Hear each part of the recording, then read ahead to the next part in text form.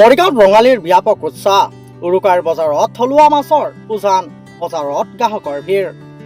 বসন্তৰ আগমনে ধৰিত্ৰীক নৰূপ দিয়াৰ লগতে অসমীয়াৰ বাপতি সাহোন হেঁপাহৰ ৰঙালী বিহুৰ আজি উৰুকা। ৰাজ্যৰ অন্য প্ৰান্তৰ লগতে মৰিগাঁও জিলাতো উৰুকাৰ ব্যাপক উৎসাহ উদ্দীপনা দেখিবলৈ পোৱা গৈছে।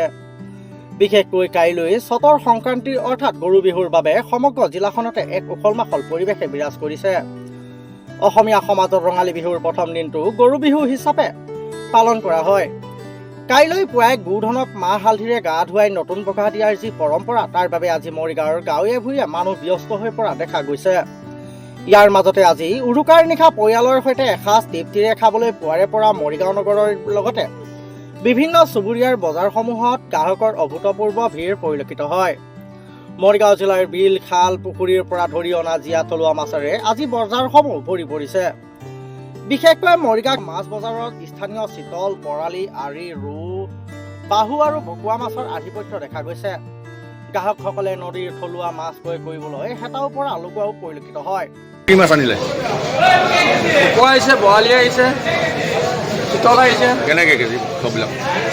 1000 টকা আছে, 1000 আছে, 1200 আছে, 1500 আছে। কেনেকুৱা কাষ্টমাৰ কেনেকুৱা? কাষ্টমাৰ ইমান এটা হোৱা নাই, হ'বগৈ কাষ্টমাৰ। বজাৰত কেৱল থলুৱা মাছেৰে সমাহাৰ ঘটাৰ ফলত গ্ৰাহকৰ মাজতো যথেষ্ট উৎসাহ দেখিবলৈ পোৱা গৈছে।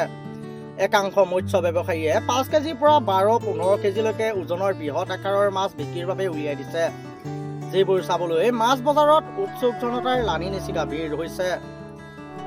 ঘূৰ বজাৰত মাছৰ চাহিদা বৃদ্ধি পোৱাৰ লগে লগে দামো কিছু ঊৰ্ধ্বমুখী হৈছে। ব্যৱসায়ীসকলৰ পৰা পোৱা তথ্য অনুসৰি মাছৰ গুণাগুণ আৰু আকাৰ ভেদে প্ৰতি কেজি মাছৰ দাম 800 টকাৰ পৰা 1500 টকা পৰ্যন্ত।